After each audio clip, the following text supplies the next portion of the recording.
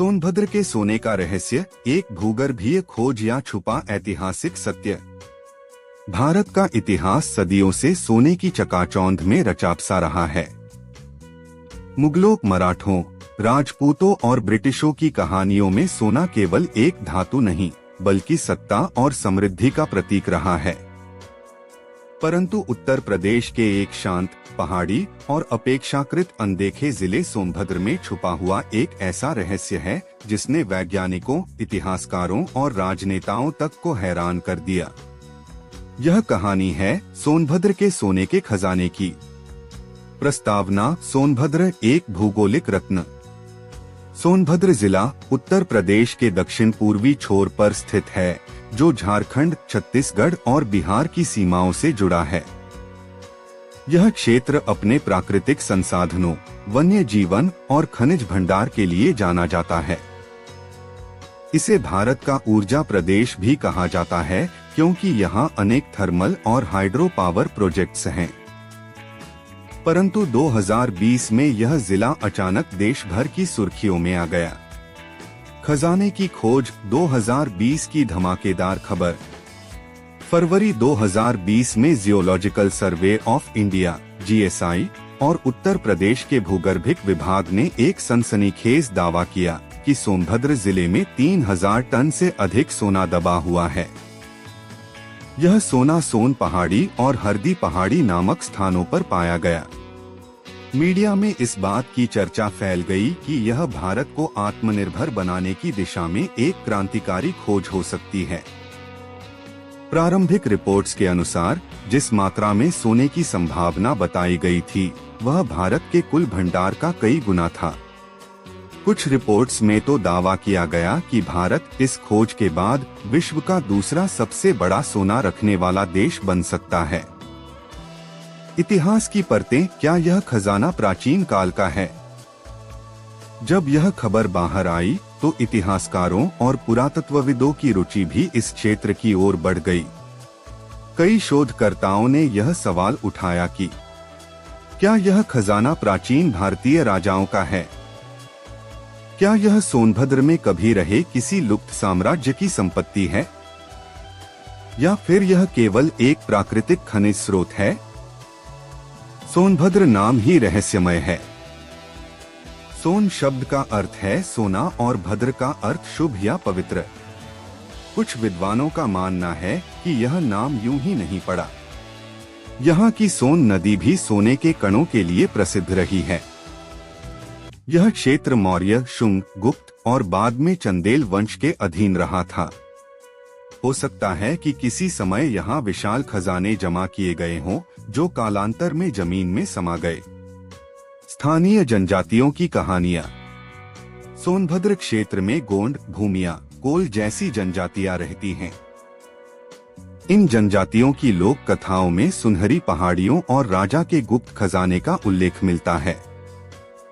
कुछ बुजुर्गों का कहना था कि उनके पूर्वजों ने पहाड़ों के अंदर चमकती हुई दीवारें और जमीन से निकलते स्वर्ण कण देखे हैं। एक प्रसिद्ध गाथा में एक राजा हिरण्यधन का जिक्र है, जो सोनभद्र की पहाड़ियों में अपने खजाने को शत्रुओं से छिपाकर गायब हो गया था। यह केवल लोक कथा है या कोई ऐतिहासिक संकेत, यह कहना कठिन है। सरकारी प्रतिक्रिया और संशय। जब मीडिया में 3000 टन सोने की खबर फैली, तो केंद्र सरकार और जीएसआई ने सफाई दी कि यह संख्या सही नहीं है। जीएसआई ने कहा कि जो रिपोर्ट सामने आई थी, वह केवल संभावनाओं पर आधारित थी और असल में जो सोना है, वह केवल 160 किलोग्राम तक सीमित हो सकता है।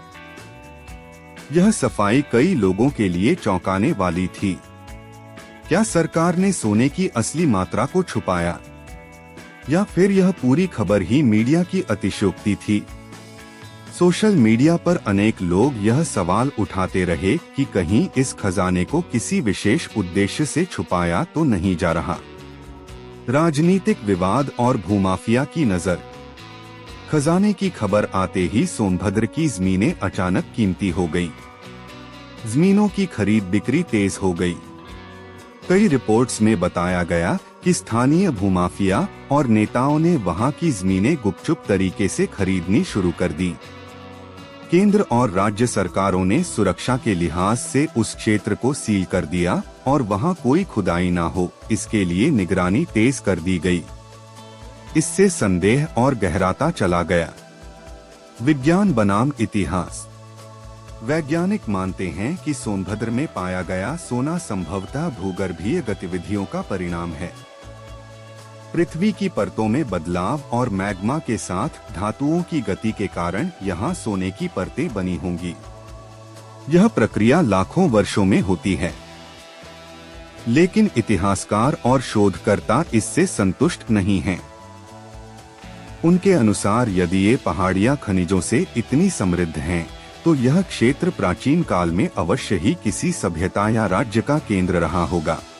ऐसे में यह सोना केवल प्राकृतिक नहीं बल्कि ऐतिहासिक खजाना भी हो सकता है।